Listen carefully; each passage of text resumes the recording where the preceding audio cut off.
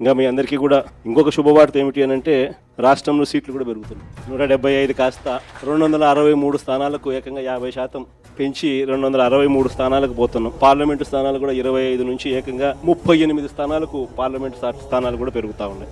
SC ST reserved సీట్లు కూడా 50% పెరుగుతున్నాయి. మహిళలకు 33% పూర్తిగా ఒక చట్టం ప్రకారం ఒక హక్కుగా ఈరోజు మహిళలకు అసెంబ్లీలో 88 సీట్లు, పార్లమెంట్లో 13 సీట్లు ఈరోజు మహిళలకే ఈరోజు అందుబాటులోకి వచ్చే కార్యక్రమం జరుగుతూ ఉంది. కాబట్టి ఈసారి సీట్లు ఇంతగా పెరుగుతూ ఉన్న నేపథ్యంలో కార్యకర్తల్లో నుంచి ఇంకా లీడర్షిప్ ఇంకా పెరుగుతుంది.